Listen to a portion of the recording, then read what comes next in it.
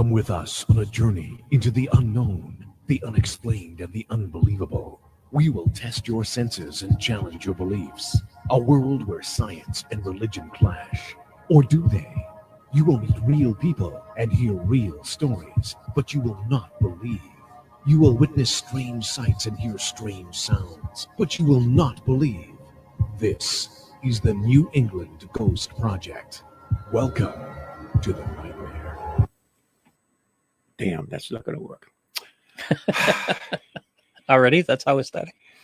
I was going to play Unchained Melody in the beginning of it, but all of a sudden it's asking me if I'm a robot and what traffic lights are there. And do you get the traffic light thing? What the frig?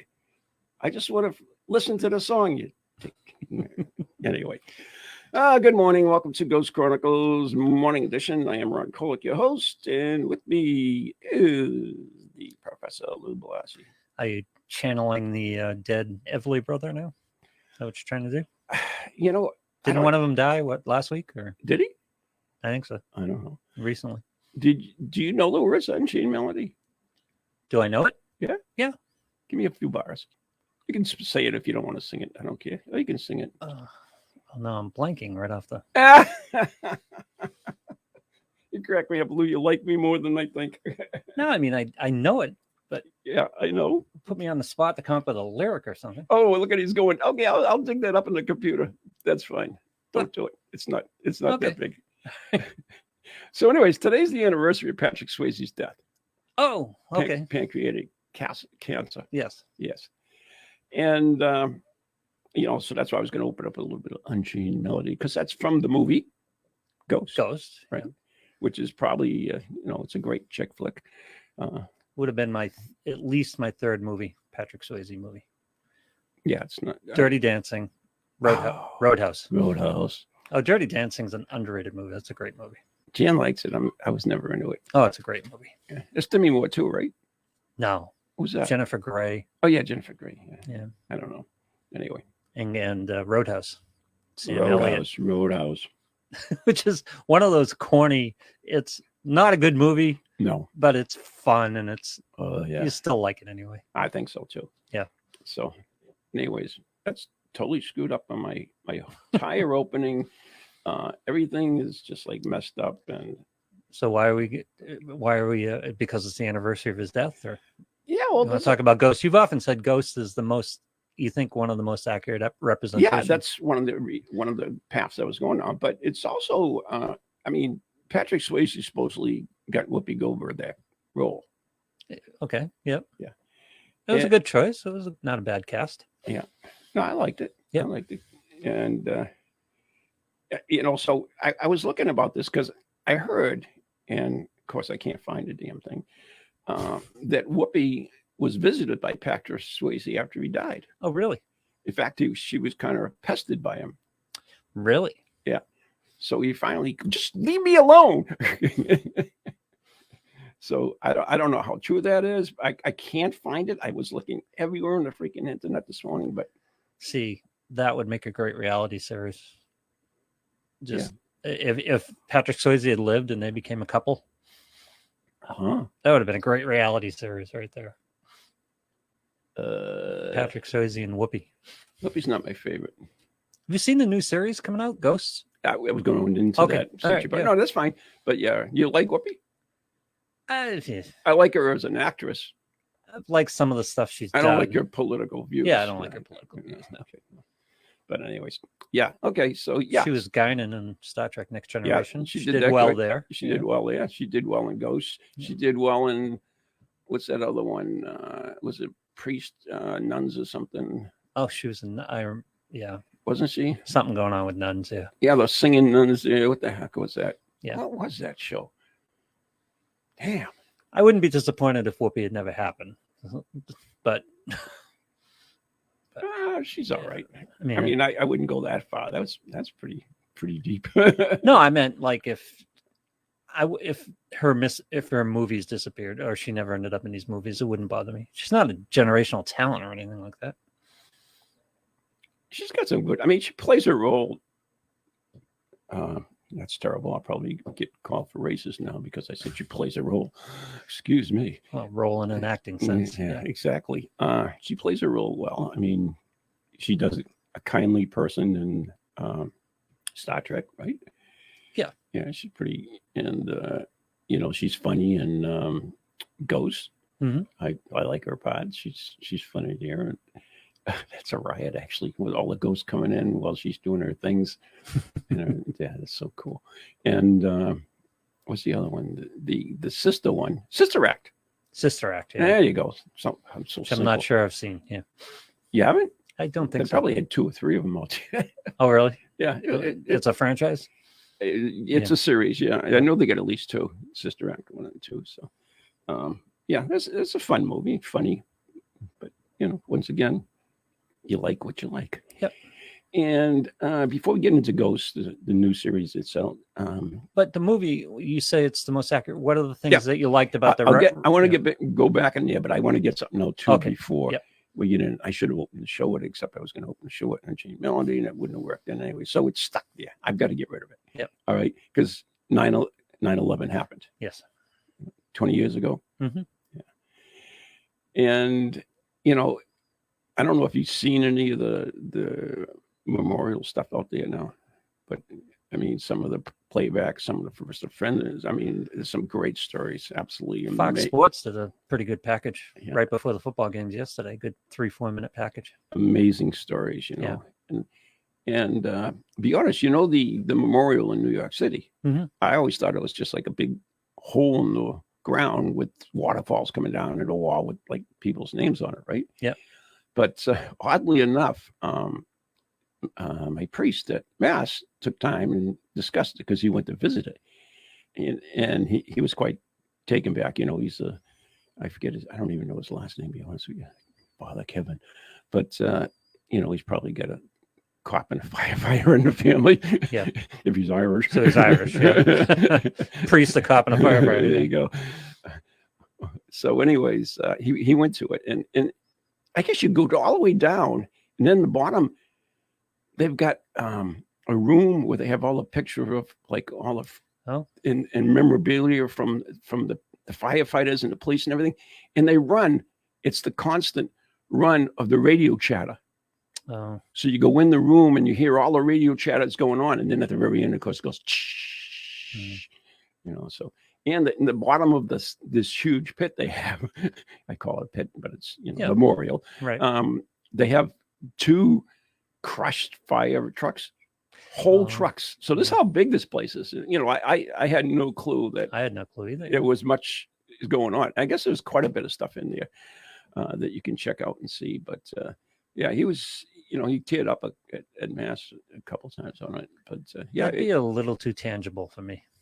So I guess I've changed my name to Lou. I see in this show. I'm sorry.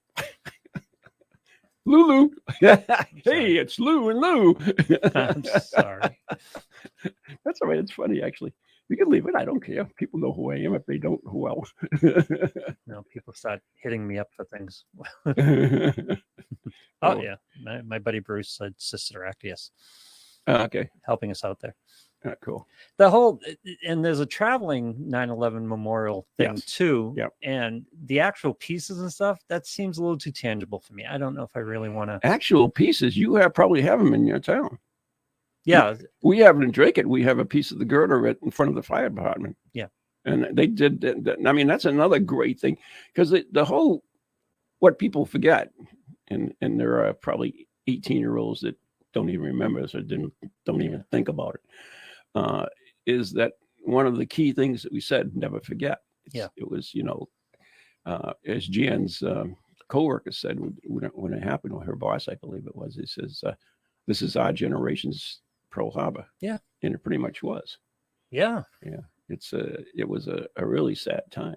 And it's stunning that I tell the story all the time when my son was going through, I don't know, must have been 5th grade, 4th grade, something like that. It was December 7th. And as I'm getting him ready for school, I'm going through all of Pearl Harbor.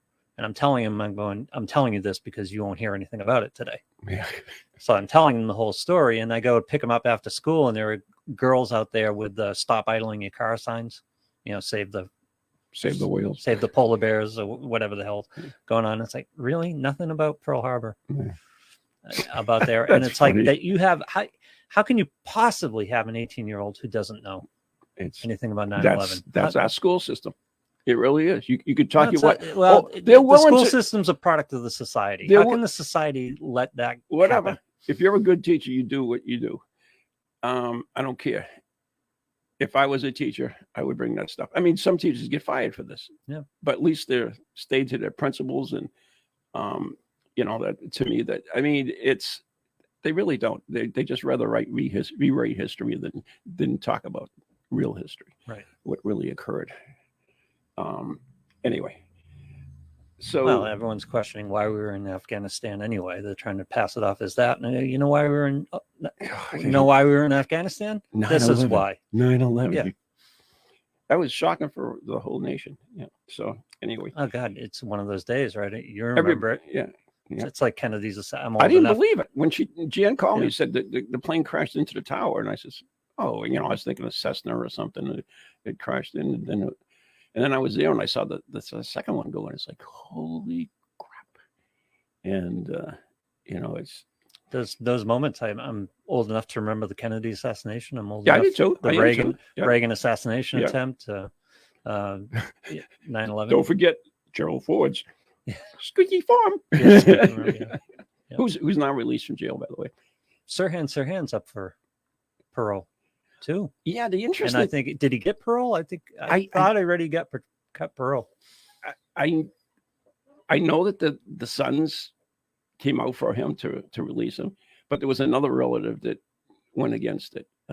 So I'm not sure the outcome, to be honest with you, on it. But any of our listeners know, they can let us know if they Sirhan, whatever. Sirhan. Yeah, was released or not. Yeah. So, and the other thing, we here in New England, we talk about the Boston Marathon. Okay, Yeah. and the 2 domestic terrorists. Yeah. Right. But to me, like, it's overwhelming if you said, "Oh, what was the most terrible thing?" It's like, "Oh, the Boston Marathon." And 4 people were killed, by the way. 4. Yeah. Okay. What, 3,000 at the Yeah. And who can remember? Oh God, I can't just listen. Who can remember the Kansas City federal court building bombing? Oh yeah. Right. Yep. How many children got killed in the daycare? Domestic terrorism. Yep. Right? Not Christy McVeigh. No. It wasn't Tim Fleetwood Mac. McVeigh. Tim McVeigh? So you was No, bad. I know. It wasn't Fleetwood Mac. No, that's right. But those. Why don't we remember that stuff? Yeah. We'll talk about anything. Well- We'll talk about shootings in schools, right? We'll talk about that all the time, and because kids get killed. Yes. And Well, that provides political campfire right. wood. Yeah. But there's so many terrible things that happen, and Well, the Zanievs they're not even mentioned anymore. You know what I mean? the Zanievs, McVeigh in Oklahoma and the Zanievs here in Boston were kind of one-off things. The 9/11 Really? was an attack, an organized attack by terrorists. I mean, the Zanievs they never made much of a connection. The Zanievs just went off and did what they did. Because they're idiots. A couple of idiots, yeah. Mhm. And McVeigh was an idiot. But there wasn't, 9/11 was different. That was Plotted, planned, everything. it was an outside organization attacking the United States. They had attacking U.S. citizens on U.S. soil, and God knows where 93 was going. I mean, chances are it's going to the White House. So either the Capitol or the White House. That's either the Capitol or the White House. So you would have had an attack on the World Trade Centers, on the Pentagon, and on the Capitol or the White House there. With the exception, at that time, they had already scrambled F-16s. Wouldn't have made it Do you know what their mission was? to take down the plane. Do you know how? Shoot it down. No, how? Suicide. Oh, ram it. Oh, yeah, because they couldn't arm the planes quickly enough to get them in the air. Right. Exactly. Yeah. It was a suicide mission. I was just mentioning this. It was a woman pilot, by the way. Yep. one of my favorite interviews that I've ever done was Lieutenant Colonel Robert Darling, and he was a Marine One pilot for Clinton, and he was one of the coordinators for the traveling team for President Bush. And Bush was, of course, traveling. He was in Louisiana. Where was he? He was Florida. Yeah, he was traveling at the time, so he was in the White House helping to coordinate the transfer of the limousine and all this stuff. He ended up in the bunker with Cheney and Condoleezza Rice as the military liaison between them. And he just tells the story, and he wrote a book about it. And the interview was fascinating and revealing. And he was talking about the evacuation of the White House, where they were telling women, "Leave your heels, just run." Basically, it was like, get the hell out. You can see pictures of them, not only the White House, but the Capitol building. You can see all the staff running out there, running from the building. Yeah. Because it was that quick, that fast. It took them a while to figure out what was going on, And there was no hesitation or debate about taking down 93. 93 would have been taken down. It would have, absolutely, to that poor woman's thing. But it's, Condoleezza Rice, you know what? I think she would have made a great president. I would vote for her in a second. Absolutely. And you can say what you want, and you know why I think we're racist because we don't support Harrison or what the proof of that is? Or Obama. She wouldn't run. Yeah, that's exactly. the proof of that. That's right. She was reasonable. Yeah. She understood. Yeah. And I certainly would. She was black. She was a woman. I wouldn't even think twice because it didn't really matter to me. Condoleezza Rice is the person and not anything else. That's what I would be voting for. Yeah. And that's what I continue to vote for. I would never vote for Hillary Clinton because, and of course, I'm a male chauvinist because I wouldn't vote for her, I wouldn't vote for Elizabeth Warren. And once again, I'm a male chauvinist because of it. And that's what they do. So. Yeah. It has nothing to do with male or female. She's an idiot and a liar. Yeah. Yeah. I didn't like Obama. I mean, everybody knows I'm a Republican, so I mean, it's not a thing. I didn't vote for Obama, and because I didn't like him. But once again, I'm a racist because I didn't vote for him. Right? It's my fault. Yeah. But I am Republican, but I'm a moderate Republican. I vote for Gavin every year. He's a Democrat in Massachusetts. I do support other. I voted for Kennedy, of course. He's from Massachusetts.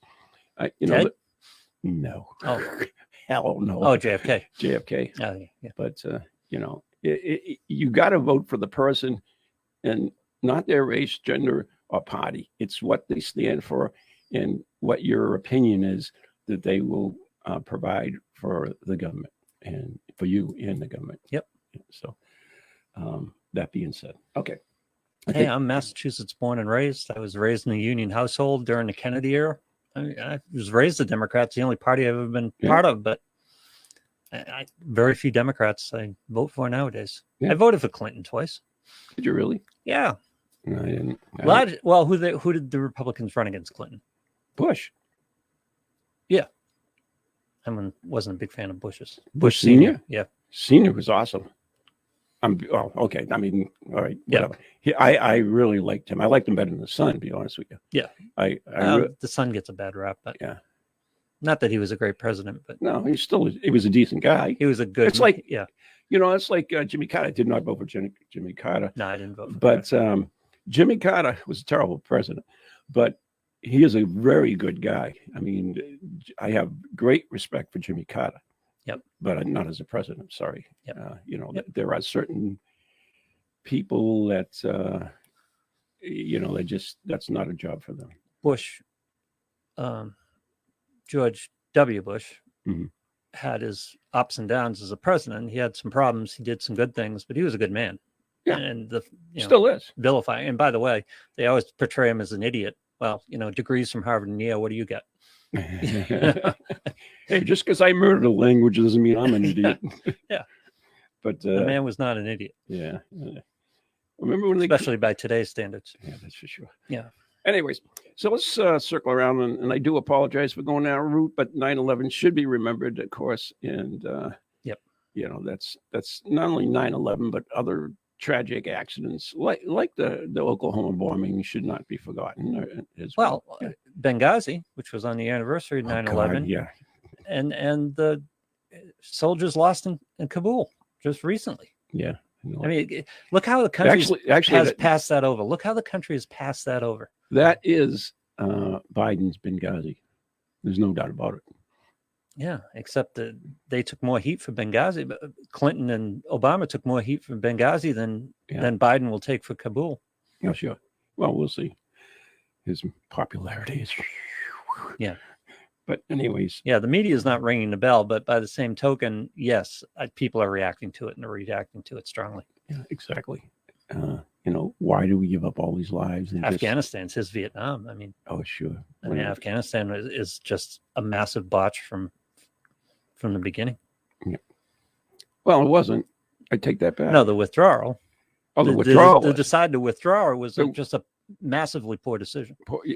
Especially the way it was done. Especially in the way it was done. Yeah, and it only got worse from there. Yeah, it got worse from there. Yep. There was one more thing on 9/11. They did a program. I think it was 2 hours on. I forget what night it was on the CIA, which was really, really interesting. Really, they had it was 2 hours long. It was all about the CIA and the beginnings of the whole 9/11 thing, the very roots of it. With what's his name, dickhead, Bin Laden. Bin Laden, thank you, my friend. Right from the beginning, and so it was really because they interviewed everybody, past and present operatives from the CIA, the guy that was in head of charge of the waterboarding. Interesting. Where was that? You would ask me. It was on one of the major channels. It was 2 hours long. It was a good movie. I mean, documentary. 2 hours better be good. It covers it from the beginning. Yeah. Right through all the presidents. Right from the very beginning of it, and how Benghazi and how that developed and what happened in Afghanistan, and this whole thing. And one of the things, we're going on 9/11, I know, but one of the things that Bush did is right after 9/11, and they found out there was a tie to thing. Basically, Iraq? Yeah. No, no, forget Iraq. That was a mistake. There was no tie. When they found out that Bin Laden was behind it and what was going on in Afghanistan, he went to the CIA and basically gave them a declaration of war. And they just like that.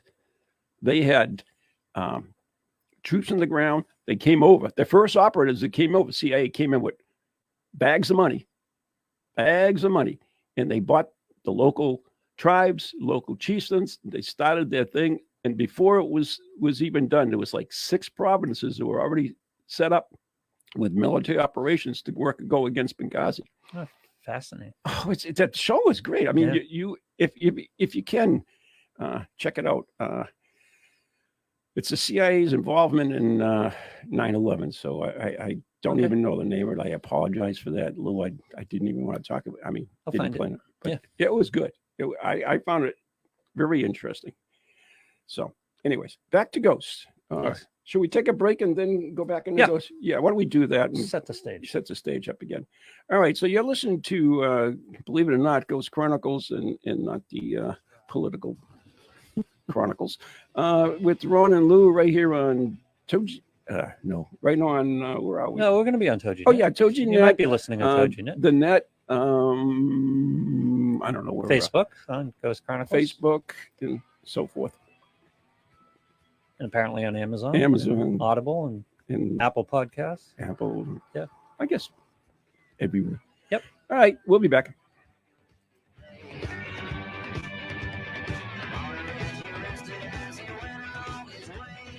Do you have a paranormal event, book, or something else you want people to know about? Then why not advertise it on Ghost Chronicles Radio? With over 150,000 downloads a month, get your message out to an audience that's interested in the subject. We have a plan at a cost that fits your needs. For more information, contact Ron Kolick at anyghostproject@comcast.net or call 978-455-6678. Are you seeing a ghostly apparition every time you look in the mirror? Are you terrified to realize that pale, lifeless, lack of energy form hovering before you is in fact you? How would you like to be transformed? Healing begins from within, and it's never too late to start feeling good. Are you curious? Interested?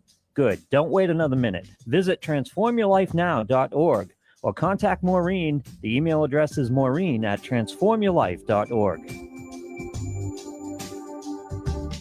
Everyone is cashing in on social media, and all marketing roads lead through social media. If you want to make a splash here in the Merrimack Valley, you need to tap in. This is where the new CEM podcast studios come in. Of course, you can spend your time, energy, and money learning how to wrangle technology to make a podcast instead of running your business. Or you can invest in telling everyone in the Merrimack Valley, Massachusetts, New Hampshire, Maine, the Seacoast, or everywhere in the world about your great business, product, service, or yourself. The CEM Podcast Studio is a local audio and video studio dedicated to the craft of podcasts. Their studios feature state-of-the-art recording and mixing equipment designed specifically to produce the best audio and video podcasts. Best of all you need to worry about is your show, your business, and your brand. We do the rest. Call 978-686-9966. That's 978-686-9966 to schedule a no-obligation tour of the CEM facilities and meet with a podcast specialist. Or go to CEMpodcast.com to find out more about podcasting services. CEMpodcast.com, your window to the world.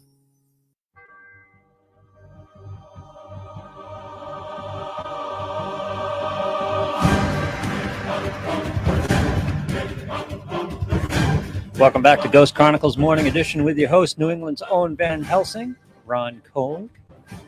Remembering 9/11 today to start the show anyway. Yeah. But we're going back to the Ghost movie now. The anniversary of Patrick Swayze's death. Are we really? That was the threat. Are we really? Because, unfortunately, me being me, I see a squirrel. Oh, we're off.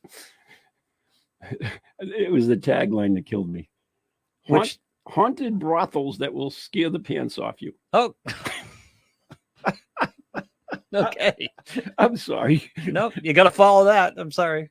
Do I really? Yes. I wasn't. It was just the line that killed me. It's probably just a regular thing. I mean, I was. I don't know. Shoot me, will you? Anyways, it just lists basically a bunch of brothels around the. You really want to hear about that it? are supposed to be haunted? Yeah. Of course. You really do? I don't know. You looking at the article? Right. Is there anything useful in there? Probably not, but I will do it anyways because Lou, you're my bud. You're my mate. Anyways. Don't go all British on me. Yeah. Ghost dwells in all sorts of geographical locales, and brothels are no exception. There are 5 cat houses. That's a little sexist. I think so. That have tenants from beyond the grave. So, cat houses. Here we go. Another squirrel. Squirrel. Where does that come from? Cat house. And why is it cat house? I mean, there's a male and female cats. I don't get this. Yeah, but cats are generally considered feminine, and dogs are generally considered masculine. When did you come up with that crap? Oh, dog owner. I should have known. Well, no, just generally speaking, that's generally it, right? Women have been referred to in feline ways in the past, haven't they? She's a cool kitty. I don't know. Or a pea. Well, I wasn't going there. But it is true. That is a word. So now, Lou, you've got me wondering. Yeah, I don't think they're female. I don't believe in that. That cats are considered female. I consider dogs female, to be honest with you. No, not necessarily considered female. It's just kind of more associated with women than men, cats. Dogs are more associated with men than women. I mean, you're right. You get purse dogs and stuff like that, which are very feminine. Give me a break. So, now you've done it. Here's a brief history of cat houses. Oh, God. It may be that nobody owns a cat, but scientists now say the popular pet has lived with the people for more than 12,000 years. See that? Nobody owns a cat. That's true. Any cat owner will tell you that. You don't own the cat. The cat owns you. You know, he allows you to live with him. Yeah, absolutely. Okay. Yep. On a number of surprising number of websites dedicated entirely to the wisdom about cats, one will find every cat owner knows nobody owns a cat. That's attributed to Ellen Perry Berkeley, by the way. The phase domestic cat is an oxymoron. I like that one. That's true. It's like Central Intelligence. A dog is a man's best friend. A cat is a cat's best friend. I like that one. That's true. Yeah. And of course, there is such a thing as domestic. There's no such thing as domestic cats and humans enjoying symbiotic reality and all that. So, what does the word cat house come from? I don't. That's what I'm interested in. The first response I got was 17th century slangsters did refer to prostitutes as cats, hence a cat house. Okay. It has taken scientists a while to piece together the riddle of just when and where cats were domesticated. We don't care about that. We want to know where cat house comes from. Cat civilization, pet. Yeah. Advertisement. So I got it from, what'd you get? Hang on, I'm just going through here. They became demonized. Oh, that explains a lot. Cat house, call house, a sporting house for Cordello. All three terms appear to be euphemisms for a house of prostitution and marked as Americanisms by Robert Collins' French and English Dictionary in 1985. Cat house being the most common one, it is stated here because such establishments would place a statue of a sitting cat in one of their windows facing outward when open for business and facing inward when they were closed. That was a question. Or is it on account of the now obsolete use of cat for prostitute, which according to OED was established as early as 1401 when the word appeared in Friar Dawes' Reply, a poem in Middle English? Or is it in relation to cat as a possible older slang word for female genitalia? Sort of analogous to, we'll call that. In addition to the term sporting house. Okay. So, cat house, i.e. bordello, came because such establishment placed a statue of the cat. Now, this is interesting because, the cats go all the way. They were gods in Egypt. Sure. Okay. So maybe it had something associated with that. Well, speak about cats, right? Do you know why there's so many ghost cats in the UK? I didn't know there was a ghost cat problem in the UK, but now I'm curious as to why. Tell me why. Man, are we going down another? Yeah. The theory is, and this is a theory, that during the excavation of Egypt, they came across a tomb with thousands of mummified cats in it. Okay. So, because cats were revered as gods, they were treated with respect so they could go on to the next life and so forth like that. So they mummified the cats. So the guy that founded the tomb decided he could make some money in it. So he sold all the remains to farmers in the UK for their fertilizer for their fields. Get out. That's a true story. Really? And so they believe that the ghosts of the cats seen in the UK are the results of the Egyptian cats' mummies. Being used as fertilizer. Yes. There are all kinds of problems with that story. Which is?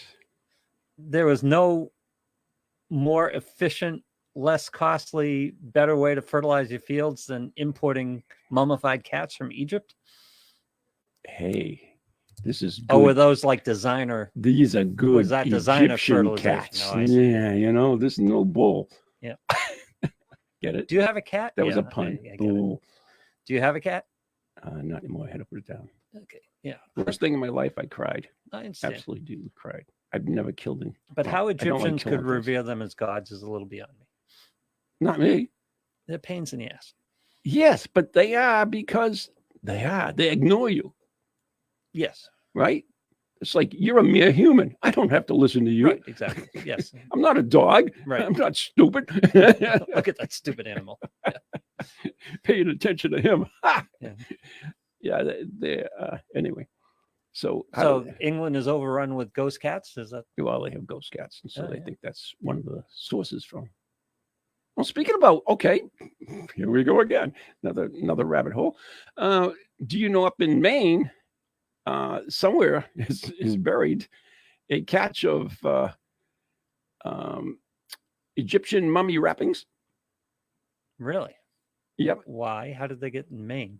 Well, funny you ask. How did the cat mummies get there? Somebody's looking for make a buck. What do you think? Selling Egyptian wrappings? During Mummified wrappings? I think it's during might have been the Civil War, but during one of the wars, to produce some kind of product, I forget whether it's a parchment or whatever, everything else, they needed material. There was a shortage of material. So they brought in this Egyptian wrappings to make this parchment or whatever.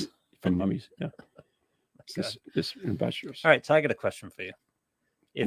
On which particular topic that we ghost cats? Okay. If you have a ghost cat, yes. Does the ghost come after the cat's first life, second life, or after its ninth life, third life? How many lives do they have to go through before they become ghosts? Did you ever see that cartoon? Which cartoon? There's a at the door, the cat's there, and he hears a knock on the door. He goes up to the door, opens the door, and the Grim Reaper's there, and the cat says, "Oh, you again?" Okay. Speaking about cats, you're a baseball dude, right? Yes. Was it baseball or football? I think it was baseball. Did you see the cat that fell from the top balcony? Oh, I didn't see the video. I saw the story. That was football, right? That was. Was it football? I don't know. I didn't see the whole story. I just caught that on this morning on the news. Yeah. So a cat was like hanging from. I saw the headline. I saw a photo, but I didn't watch the video. So the cat was hanging from like what do they call it? The next level. The deck. The deck. Up a deck. The side of the deck. Yeah. Up a deck. And hanging on like this. Yeah, like cats do. And he fell down, and the crowd rescued him, saved him. Did they catch him? Yeah. Not that I wouldn't want to catch him. No, catch a falling cat? No. I heard of something like they caught him in a flag or something like that. I don't know. I didn't get to see the whole story. I was hoping you'd do it because you know all that crap. Oh, I saw the story, but oh, damn, another rabbit hole that we've gotten missed. So you think that they use the flag to catch him? The flag like firefighters use that jumping thing? Exactly. Save the cat. Well, it would be smart because you would not want to catch a falling cat. I would not want to catch him. No. No. Hey, maybe if you had a hoodie. If you like cats, by the way, and you want to see an interesting story on cats, go to Netflix. Okay. And I believe it's called The Tiger in My Living Room. And it's a documentary on cats, and you can learn so much about them. It's really cool stuff. How there's more than they're a pain in the ass. Oh yeah. How can they fall without getting hurt, and all this neat stuff that's on it. As far as cats, cats, like if cat owner, you have a cat and you get another cat, right? Because it needs company, everything. Well, cats are loners. They don't like the company. Yeah. So you're actually mixing their unsocial stuff back. I should show my Janet that because they've always had to have two cats. So it's like you don't need two cats. Tell her to watch the documentary. I think it's called the Tiger in the Living Room or the Lion in the Living Room. I think it's the Tiger in the Living Room on Netflix. So it's a good one. Interesting once again. So we have really gone down the rabbit hole on this one. I don't even know where we are anymore. Really have.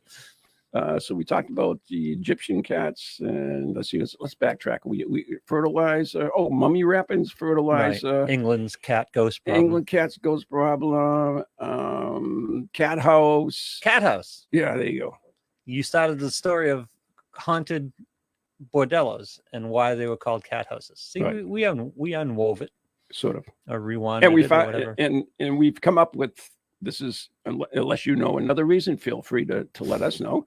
A cat house, because they used to put a cat statue in the window. No. When it was. It's because felines are feminine, canines are masculine. What are you talking about? Just the imagery, they're associated with She said the guided tour explained the term cat house came from such establishment in the city would place a statue of a sitting cat in one of their windows. Yeah, but why a cat? Because they were revered. No. Yes. No. Yes. I think it's because a bunch of women are referred to as cats. Or whatever you want. That's again Occam's razor. Occam's razor. We can go to the part of the female anatomy that's referred to in a feline manner. Why?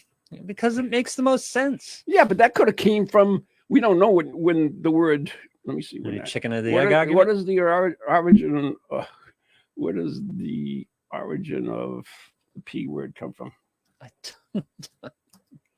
That I don't know. Where the hell does the word come from anyway? You really want to know? Well, I'm reading here.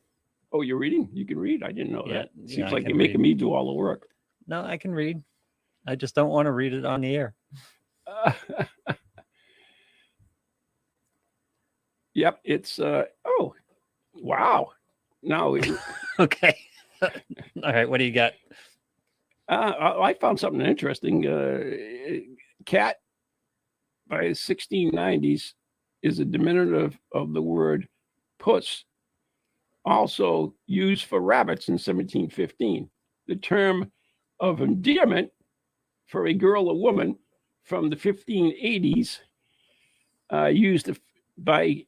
also used for effeminate men, which we are not making any judgments. Yep. And applied childishly to any soft and furry thing.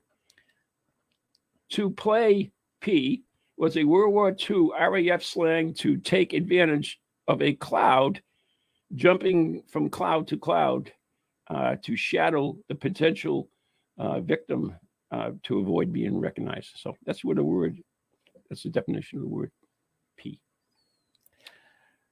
What do you got? I have a great article that I can never possibly read on the air. Really? You want me to read it? No, I don't want you to read it either. But perhaps from the cat word on notion of soft, warm, furry things, compare French le chat, which also has a double meaning of feline and genital. So the French word le chat is a word that means both things. It also became a term of, this is where I think we're getting into here. It also became a term of endearment for girls, women, and even effeminate men. Kitty. That's what I said. Yeah, another synonym for the lady part probably came from that as well. Interestingly, warm and fur is not the only association made between cats and women. The word also has both positive and negative connotations. Yeah, there you go. Applied to a girl or woman from the 1600s, originally in a negative sense, implying unpleasant cat-like qualities. Wow. Yeah. Because cats were thought in Europe as evil, which is why during really? the Black Plague they killed them all, even though the cats were killing the rats that would have killed the fleas. But that's another story. Okay, I think we have to let this go, but I Well, think it's called a cat house because I'm not done. cats generally have felines generally have I a am not feminine done. association. Okay. The slang for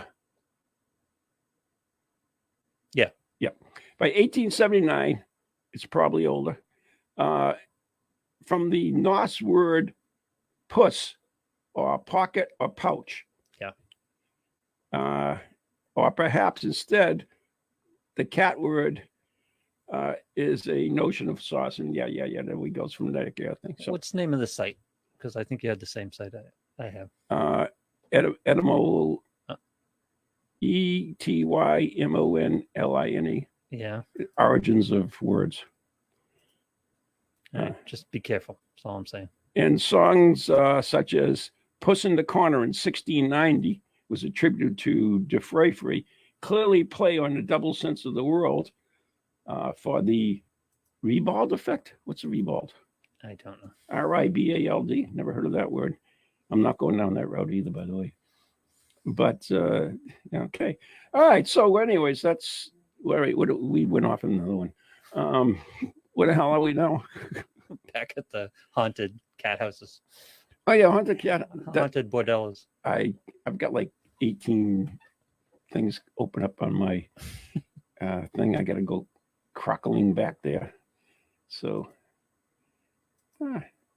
anyway, here we go. Got it. Find it. Okay. So, anyways, we did talk about the Modelos, so we just got to at least mention them, right? Yes. Okay. So that's only fair. Let's turn the page on this conversation. Yes. Let's turn that page. Oh, by the way, do you know where the term the red light district comes from?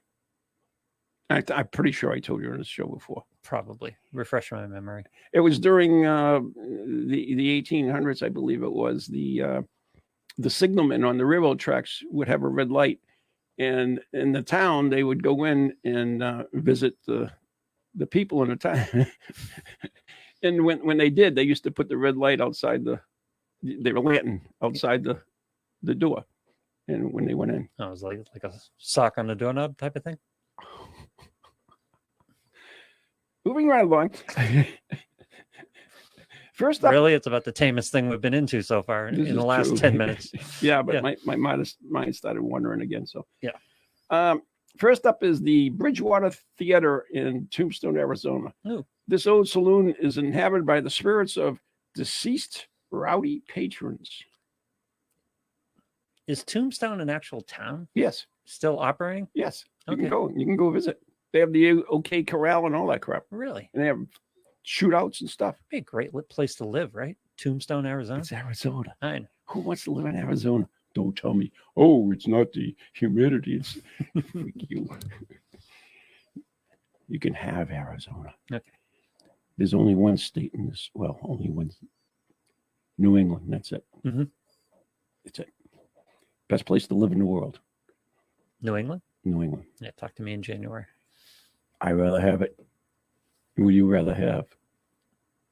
Tombstone, Arizona, or Yeah, it's greasy New heat. England By the and- way, they get snow in Arizona. Just to let you know, That's true. they do get a lot of snow out there that's true. and tremendous amount of heat. Oh, don't forget about that.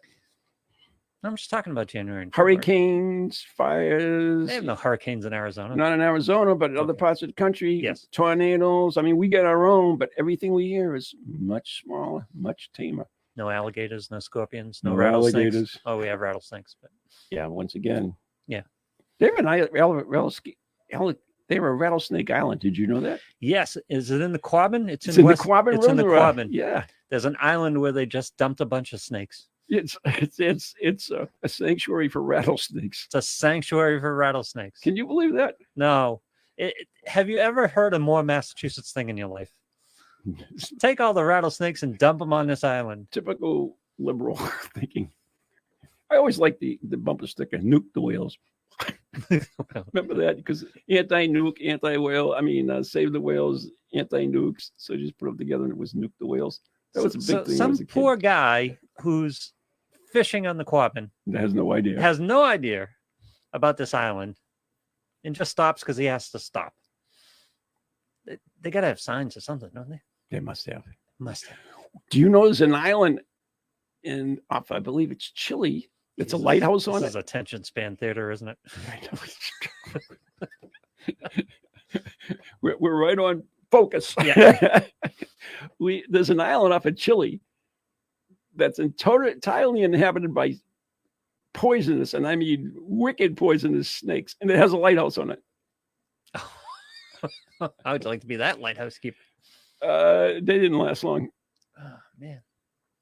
but it really is. Was it for the same reason that people just dump snakes out there? No, they just took over the island. Are snakes like endangered enough that you would just take them and dump them on an island? I I mean, if you have a snake that's a problem, you just eliminate the problem, don't you? Snakes are not endangered, are they? not that I know of. And I'm sorry Well, for all well, you animal activists out there, but well, you know what? There may be that's our problem, by the way. Mhm. We do have a lot of bleeding hearts, and not in a bad way. I mean, I love animals as much as everyone, but the part we forget about in nature, it's called natural selection. yeah. where things survive and other things don't survive, but we want to make everything survive, and that's not nature's way. It really Right. isn't. I mean, as much as you love the animals, and trust me, I don't like to kill anything. No. Anything at all. But But the extremes to which and here's our. I mean, that's what we have coyote and bobcat problems now in New Hampshire. I mean, in New England, because we let them, we protected them.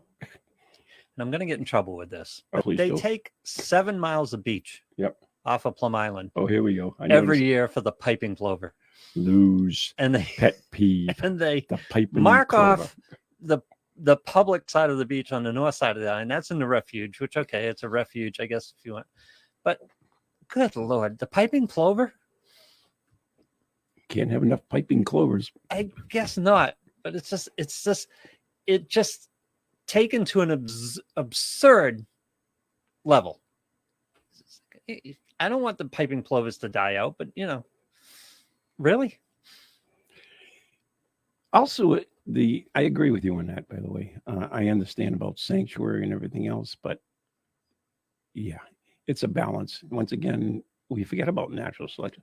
Now you look at the problems with bear attacks, for instance, even in our what do you call them, national parks, but also here in our domestic dwellings, houses. We have, we just had the coyote attack 2 little girls, 2 years old. Oh, I didn't see this. Yeah. It was Where? God, don't ask me. Locally? Or? Yeah, locally. Okay, yeah. Not like Drake, but, by the way, Not Arizona. Oganowski was from Drake, the pilot of Yes. one of the planes. Yep. Interviewed his brother at one point. Yeah.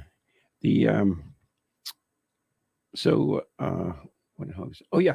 Yeah. So a girl was touched, but what has happened is we now try to be friends with all the wild animals, and it basically, wild animals are not like, they don't like humans. Be honest with you, and they were always afraid of them. But now we've become, friends with them.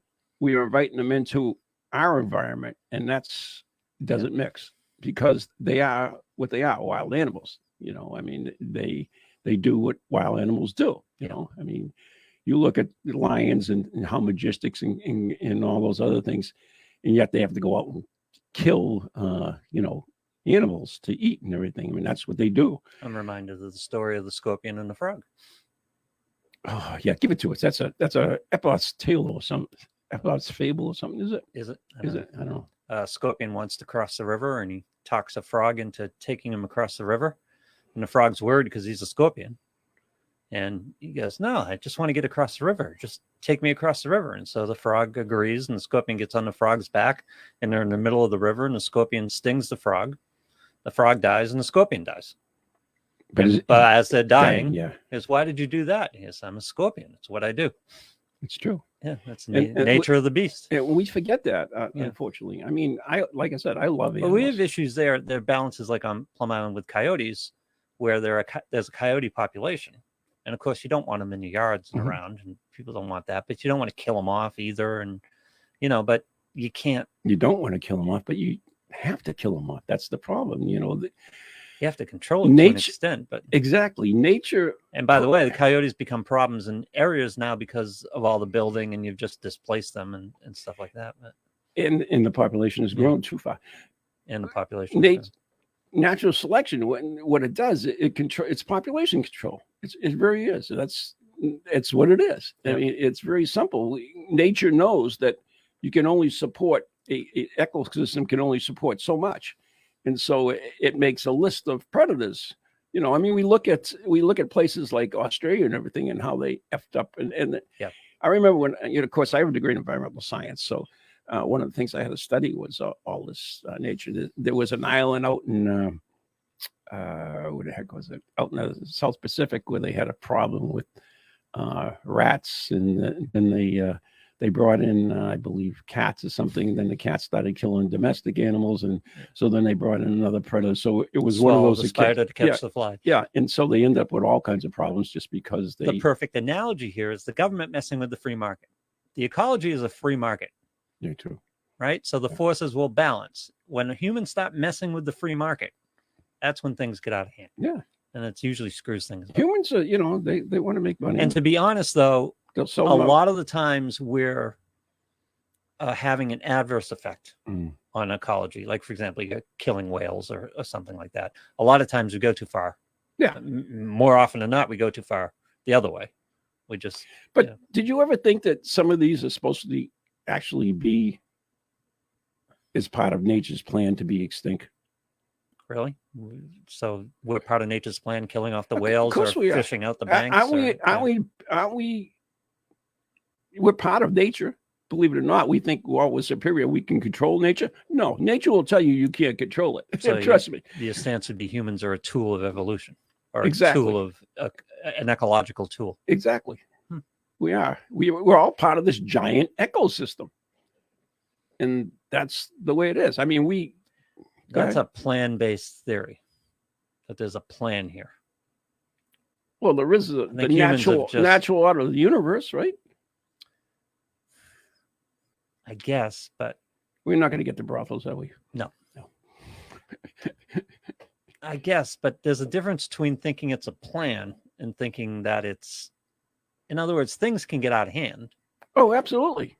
And humans, if we're looking purely ecologically at just life in general on this planet, humans have gotten out of hand. Exactly. And you know me, I'm not necessarily, I don't lean that way in all arguments. But, okay, so stick with me a little whales bit more. Are a great example. Stick with me. No. Yep. Stick with the humans. Yep. Stick with me a little bit more, right? Yep. So nature now realizes that this species they have, the humans, are now out of hand, right? So it comes up with a virus to thin the herd. Yeah, you're back into a plan. No, keep going. Yep. Keep going. Okay. And it comes up with changes in weather to thin the herd, cut down the thing. So it does. Many cultures believe that nature is a living organism. In other words, this whole world is a living organism. Mm-hmm. And if, just like in our bodies, if we have a virus that's something that attacks our body, we have antibodies that attack it. So now, by the way, this is not necessarily my own personal thoughts, but this is some of the theories that are out there. But it involves a consciousness and a plan that I don't believe exists. In other words, the environment is not responding to humans. You believe in a greater consciousness, don't you? I know you do. Yeah. Well, what makes you think greater consciousness? But now we're into definition of consciousness. Exactly. What do if you look at Star Wars, the atmosphere did not look at humans. No. If you look at Star Wars, you totally understand that the force is in everything. Yes, exactly. So that's what it is. This greater consciousness is the force of our entire environment, and so it reacts accordingly. If it has a problem, we'll solve it. Yeah. See, you're taking the consciousness thing too far. I prefer to see it more as you like to draw a line. See, maybe I don't draw lines. I prefer to see it as this consciousness is basically like electricity. Mm-hmm. Electricity goes into a light bulb, you get light.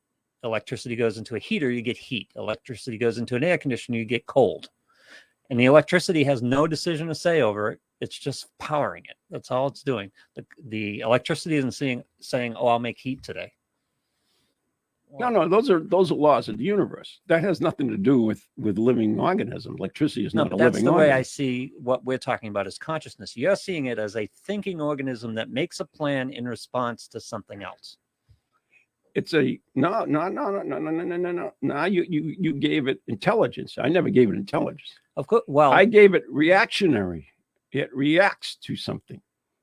That's what I've given it. So it's a reaction. So, for instance, if I don't believe the atmosphere is a response to humans. I don't believe the virus is a response to humans. I think it just happens. Sure. Okay. I'll give you that. If that's what you believe, that's fine. I'm not so going to argue. Who thought up humans are getting out of hand? Let's create this virus. Who thought that up? Where did that come from? It came through the greater consciousness, through the whatever it is, this living.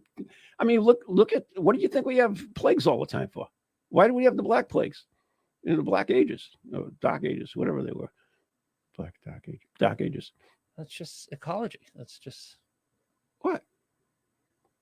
That's just somebody had to turn the switch on. You told, according to your plan, turn the switch on, make the electricity go. No, there is no plan. There was a virus that Wait, mutated. where did the virus come from? Why did it mutate? You can't answer those. You can't answer those. Because there isn't an answer to them. It didn't mutate for a reason. It just it mutated for a survival reason. Is why reactionary. So the Earth, the environment, everything survives, wants to survive, and we've run out of time. Yeah. Thank God, because this is getting really yeah. Anyways, we were going to talk about ghosts, but it never happened. But anyways, Patrick Swayze, we miss you. Remember 9/11. Remember 9/11. Remember Patrick Swayze. Yeah, and remember, tune in the first Wednesday of every month to Affection Connection right here. Every Wednesday at 11:30. Right. Every first Wednesday of the month. First Wednesday of the month. Yep. So thanks for listening, everyone. Oh, by the way, you can find it on Amazon Music. You can find it on Audible. Wow, Affection Connection. Yeah. Yeah. And all the other outlets, right? I'll have to put the links up so you can actually see it. So, well, thanks everyone for listening, and stay safe.